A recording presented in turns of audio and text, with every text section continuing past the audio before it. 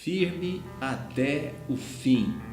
Sim, esse é o tema da mensagem do nosso programa de hoje, uma mensagem que eu ministrei aqui na Sara Nossa Terra de Uberlândia, falando da importância de permanecermos no propósito que Deus tem para as nossas vidas. Você vai encontrar essa expressão na palavra de Deus em vários versículos, onde o próprio Senhor Jesus diz: aquele que perseverar ou aquele que permanecer até o fim, esse será salvo.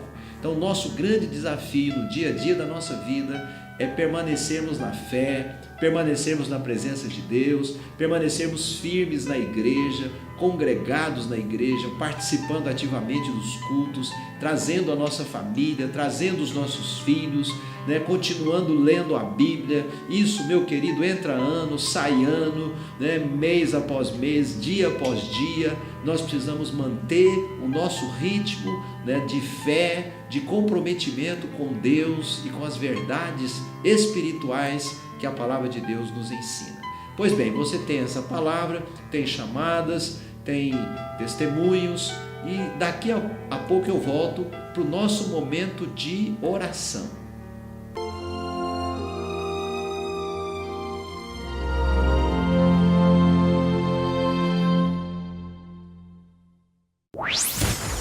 Todos os dias ligo o meu rádio a qualquer hora do dia.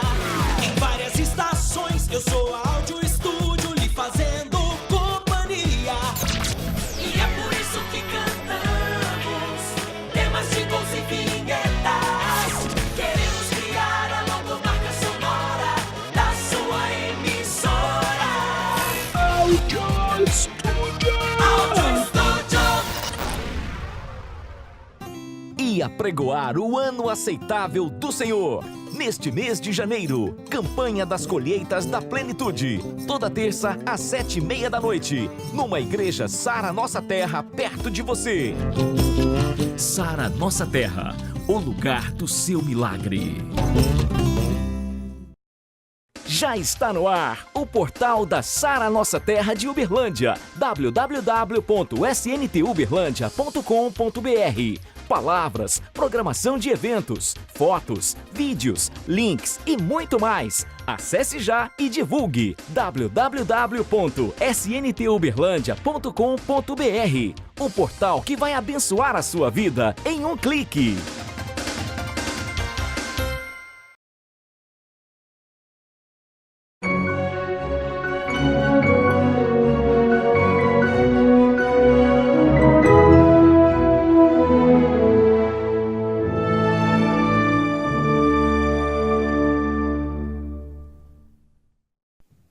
Evangelho segundo São Marcos.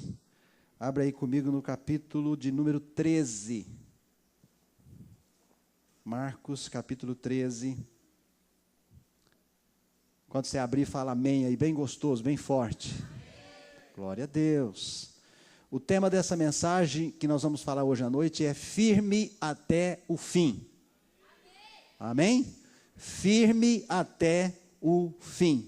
Marcos capítulo 13, do verso 3 até o 13, eu vou ler para você. No Monte das Oliveiras, defronte do templo, achava-se Jesus assentado, quando Pedro, Tiago, João e André lhe perguntaram em particular: dize-nos quando sucederão estas coisas, e que sinal haverá, quando todas elas estiverem para cumprir-se? Então Jesus passou a dizer-lhes: vede que ninguém vos engane. Muitos virão em meu nome, dizendo, sou eu, e enganarão a muitos. Quando, porém, ouvirdes falar de guerras e rumores de guerras, não vos assusteis. É necessário assim acontecer, mas ainda não é o fim. Porque se levantará nação contra nação, e reino contra reino, e haverá terremotos em vários lugares, e também fomes. Estas coisas são o princípio das dores. Estai vós de sobreaviso, porque vos entregarão aos tribunais e às sinagogas. Sereis açoitados e vos farão comparecer à presença de governadores e reis, por minha causa, para lhes servir de testemunho. Mas é necessário que, primeiro, o evangelho seja pregado a todas as nações. Quando, pois, vos levarem e vos entregarem, não vos preocupeis com o que haveis de dizer, mas o que vos for concedido naquela hora, isso falai. Porque não sois vós os que falais, mas o Espírito Santo. Um irmão entregará à morte outro irmão, filhos haverá, e o pai ao filho. Filhos haverá que se levantarão contra os progenitores e os matarão. Sereis odiados de todos por causa do meu nome. Aquele, porém, que perseverar até o fim, esse será salvo. Diga um glória a Deus bem forte, querido. Essa palavra do Evangelho de Marcos, ela é muito forte. E Jesus está falando aqui de coisas pesadas, né? De dificuldades, de tribulações, de lutas que haveriam de acontecer no tempo do fim. Jesus está falando aqui do tempo do fim.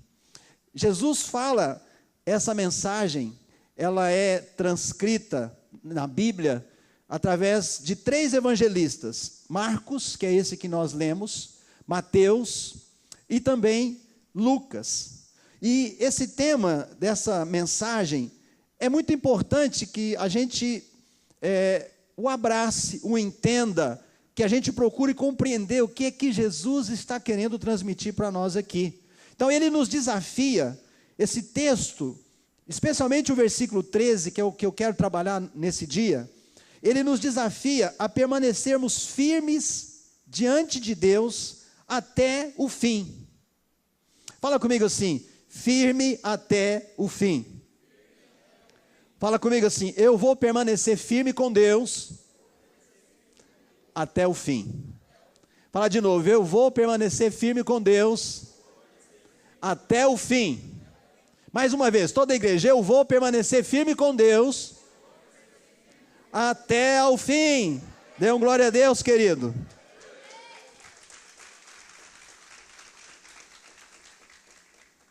Não vai ser fácil. Nunca é fácil servir a Deus. Nunca é fácil se posicionar ao lado de Deus num mundo que não se importa com as coisas de Deus. Num mundo que a própria palavra de Deus descreve ele como um mundo que jaz no maligno.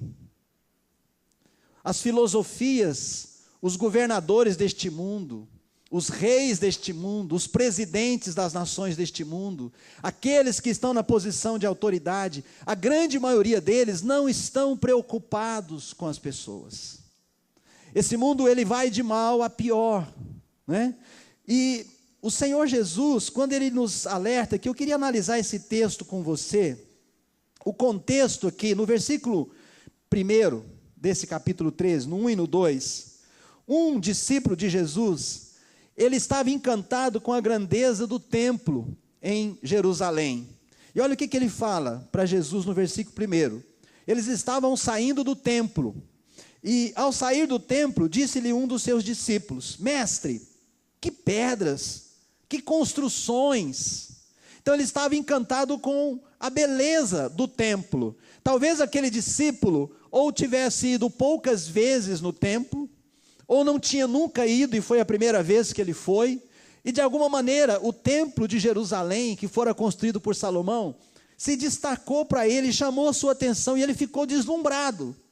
Mas olha o que Jesus responde para ele em seguida no versículo 2. Mas Jesus lhe disse, vês estas grandes construções? Não ficará pedra sobre pedra que não seja derribada. As coisas deste mundo, o melhor deste mundo vai passar. O melhor deste mundo vai passar. Em outras palavras, Jesus estava mostrando para eles que tem algo superior, que nós precisamos compreender, e que nós precisamos lutar por isso. E o palco da luta, da guerra, é aqui, é hoje, é enquanto nós estamos vivos, porque nós conquistamos em vida a eternidade, andando com Deus, vivendo para servir a Deus e vivendo por fé, Porque essa vida, nós servimos a Deus por meio da fé. Quero ouvir um amém seu. Mais forte.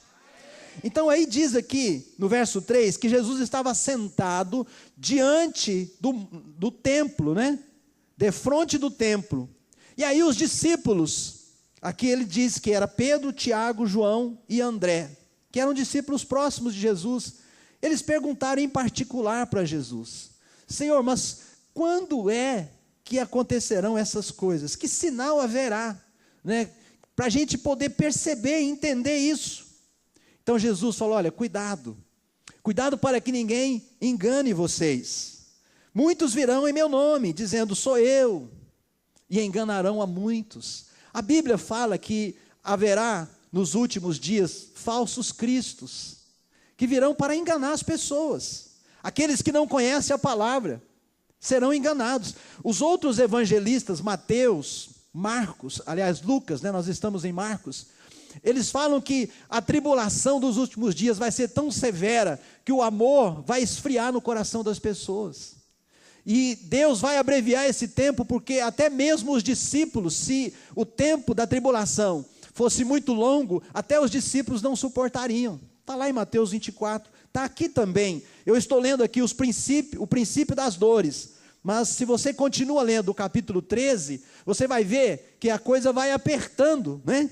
Aí Jesus fala de terremotos, fala de guerra, de nação contra nação, né? Nos outros ele fala de pestes, de doenças. Então ele fala, olha, estai vós de sobreaviso. Em outras palavras, fiquem atentos, se prepare, porque a tribulação, ela vem para ser um divisor de água. Por isso que é importante nós entendermos que a diferença daqueles que vencem, daqueles que são derrotados, é encarar a palavra de Deus como sendo a coisa mais importante na nossa vida. Praticar a palavra de Deus. Fala comigo assim, praticar. Para praticar eu preciso conhecer. Você tem que conhecer a palavra. Por isso você tem que ter intimidade, você tem que ler constantemente a palavra de Deus, senão você não vai conseguir praticar. Você tem que entender a palavra de Deus. Às quintas-feiras, no culto de conexão, nós estamos falando sobre a importância de você compreender a palavra de Deus. Por que Jesus falava por parábolas? É impressionante, quando você lê o texto das parábolas, né, Jesus falava por parábolas e os discípulos foram perguntar para ele, Senhor, por que o Senhor fala por parábolas? Ele falou, olha, porque esse povo me ouve, mas eles não querem me ouvir. Eles me ouvem de mau grado. Na verdade, sabe o que eles queriam? As bênçãos do Senhor. Eles queriam aquilo de bom que Jesus podia fazer por eles. Uma pessoa enferma que era curada, até mortos, Jesus ressuscitou vários mortos, né? Jesus multiplicou pães, Jesus fez muitos milagres, e as pessoas queriam se beneficiar disso. Então sabe aquele negócio assim, eu suporto o que o Senhor está falando, porque eu quero aquilo que o Senhor pode me dar, mas aquilo que o Senhor está me falando, entra aqui e sai aqui.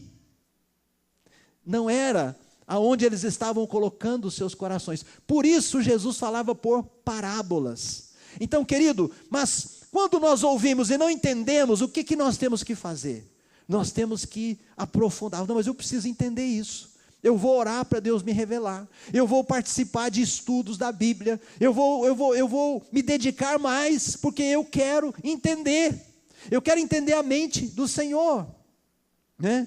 Então ele fala, olha, muitos de vocês serão entregues aos tribunais, vocês serão açoitados, vocês vão comparecer à presença dos governadores e reis por minha causa, mas serão levados lá para serem julgados, como Paulo foi. Paulo foi levado diante do rei Agripa para ser julgado.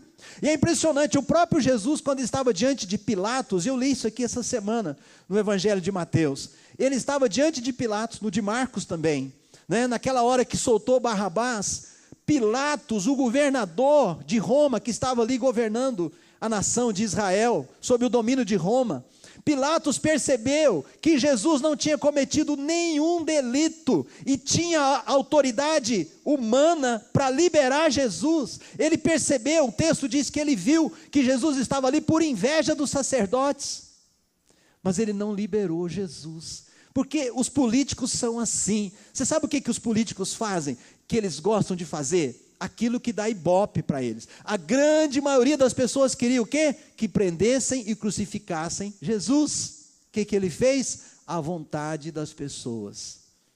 Ibope. Sabe, aquela máxima que nós temos aqui no Brasil, que foi alcunhada pelo Pelé, a voz do povo é a voz de Deus, não é verdade. A voz de Deus, muitas vezes ela vai na contramão da voz do povo, daquilo que o povo quer, daquilo que o povo acha, daquilo que o povo pensa. Então, querido, olha, o que Jesus está nos ensinando aqui, se nós aprendermos essa lição, a importância de perseverar até o fim, haja o que houver, e é isso que nós precisamos entender e aprender e lutar por isso, nós seremos mais do que vencedores, como diz a palavra do Senhor.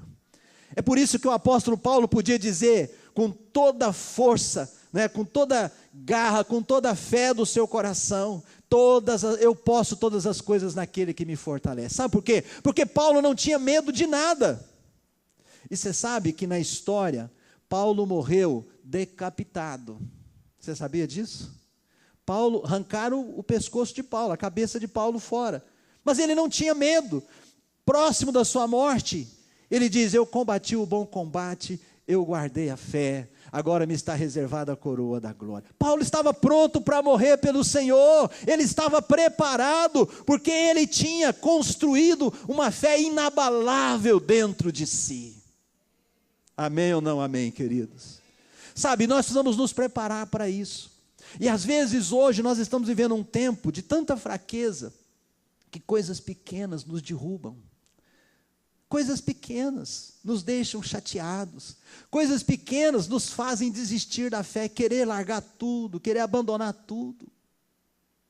Sabe, nós precisamos realmente fazer uma grande reflexão sobre a nossa fé, sobre o nosso relacionamento com o nosso Deus. Sobre o quanto nós estamos dispostos a pagar, que preço que nós estamos dispostos a pagar, para levar a obra de Deus, para fazer a obra de Deus, para pregar o Evangelho àqueles que não conhecem o nosso Senhor ainda, que não conhecem Jesus ainda. Qual o preço que nós estamos dispostos a pagar por isso? Então, eu disse para vocês que Mateus e Lucas, eles falaram também sobre esse tema, da tribulação dos últimos dias. Eles relatam a grande tribulação do fim dos tempos. Marcos é considerado o mais antigo de todos os evangelhos. Marcos anuncia a boa notícia a respeito de Jesus Cristo, e ele dá um foco todo particular a este evangelho, dando atenção especial à atividade constante de Jesus e à autoridade que Jesus exercia. Marcos, ele é direto, ele vai direto ao ponto, ele não floreia muito, ele não dá detalhes, ele traz as coisas assim muito bem definidas, né? E eu queria só fazer um parêntese aqui, para trazer aqui as diferenças dos evangelhos, né? Os 4 evangelhos, eles têm algumas diferençazinhas, que quando você vai ler, você percebe, né? Mas tem um porquê. Mateus, ele enfatiza as profecias do Velho Testamento, para transmitir aos judeus o que Jesus, o Messias, né? Aliás, que Jesus era o Messias prometido pelos profetas. Então o foco de Mateus é o povo judeu. Marcos, por sua vez, ele coloca a ênfase nas ações, nos atos de Jesus, e o público de Marcos possivelmente eram os romanos. Lucas foi escrito para os não-judeus, ou os povos gentios, né? Ele enfatizava a misericórdia divina, demonstrada através da salvação, trazida por Cristo, especialmente para os excluídos. E João é o mais teológico de todos.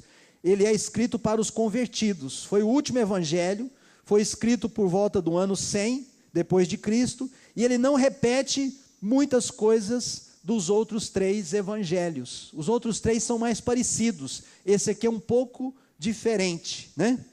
Em relação aos autores, Mateus e João conviveram com Cristo, pois eram apóstolos de Jesus. Marcos era discípulo de Paulo, e Lucas Lucas era discípulo de Paulo e Marcos era discípulo de Pedro. Outro aspecto importante que caracteriza a diferença entre eles são o tipo de comunidade local onde eles foram escritos. O Evangelho de Marcos foi escrito em Roma para os gentios, em particular e para os pagãos do mundo romano. O Evangelho de Mateus foi escrito em Jerusalém para os cristãos vindo do judaísmo que se convertiam ao cristianismo.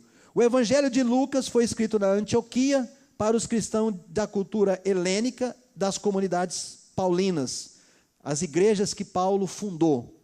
Enquanto que o Evangelho de João foi escrito em Éfeso para os cristãos vindo do mundo grego e romano. Agora, voltando para o nosso tema, essa expressão perseverar até o fim, ela tem uma grande importância na Bíblia. E é por isso que eu quero chamar a sua atenção, para você prestar atenção nessa expressão. Prestar atenção nessa expressão. Nesse texto de Marcos 13, Jesus está dizendo que a salvação é para aquele que perseverar até o fim. Então preste atenção aqui, querido. A salvação não é algo que você aceitou Jesus hoje, levantou sua mão, convidando Jesus para ser o seu Salvador e Senhor da sua vida, e a partir de agora está tudo resolvido. Não. A salvação ela é conquistada dia a dia. Né? Então ele nos desafia aqui a perseverarmos até o fim. Ou até o fim aqui simboliza ou a volta de Jesus ou a minha morte, quando se encerra essa vida para mim aqui na terra.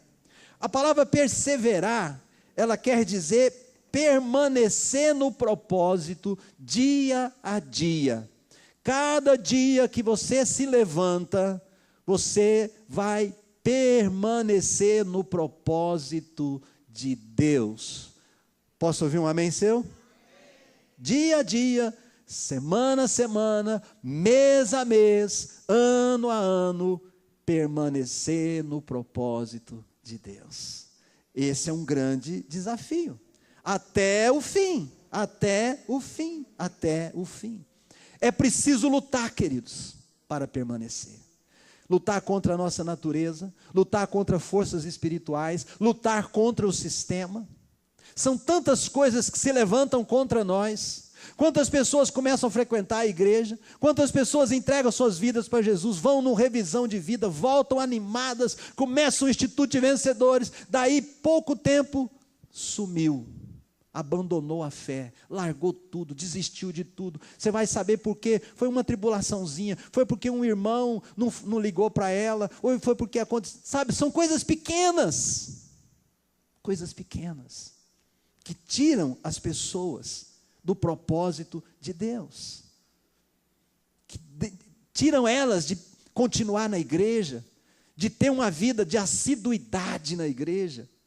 Porque a igreja, querido, não é um lugar para a gente vir de vez em quando. A igreja é um lugar para a gente estar aqui o tempo todo. Aqui é o lugar para a gente construir a história da nossa vida. Aqui é o lugar para a gente criar os nossos filhos. Aqui é o lugar para a gente criar raízes.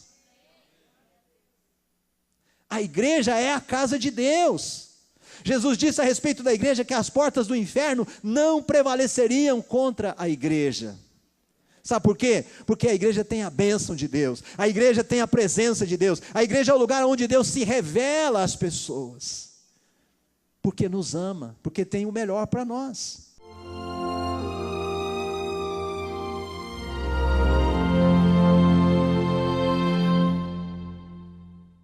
Graças a Deus, aleluia. Vamos falar com Deus agora, vamos orar, vamos colocar nossa vida diante do Senhor. Eu espero que essa palavra tenha despertado algo bom em você, tenha chamado você assim para mais perto de Deus e para você manter firme, estar vigilante, né? Para não deixar que as situações do dia a dia te desmotivem, te tirem da presença de Deus. E eu quero chamar você para um momento de oração. Você que está passando alguma luta, você mulher, você homem, né? Pai, mãe, você filho, jovem, que esteja passando alguma dificuldade, vamos orar, vamos buscar a bênção de Deus, vamos crer que a oração, ela move a mão de Deus, né? E ela vai mover a mão de Deus por você e para você. Vamos orar? É momento de oração.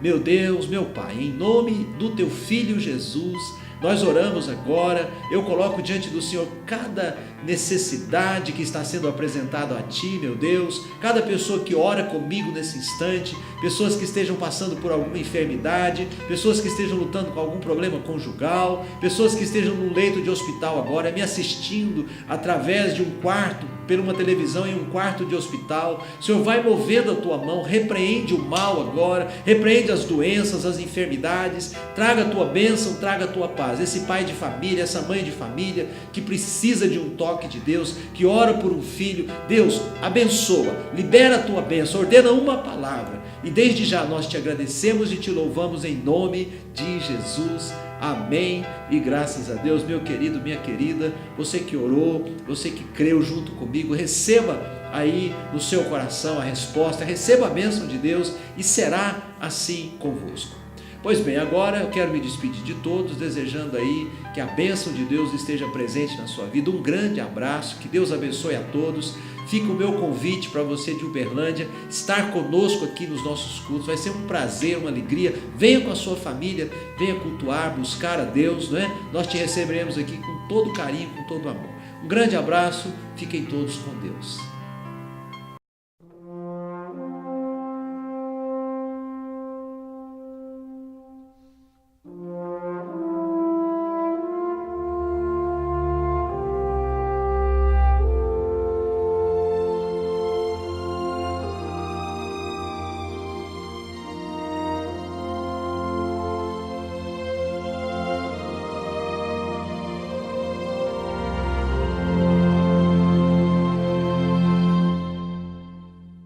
Já está no ar o portal da Sara Nossa Terra de Uberlândia, www.sntUberlândia.com.br. Palavras, programação de eventos, fotos, vídeos, links e muito mais. Acesse já e divulgue www.sntUberlândia.com.br. O portal que vai abençoar a sua vida em um clique.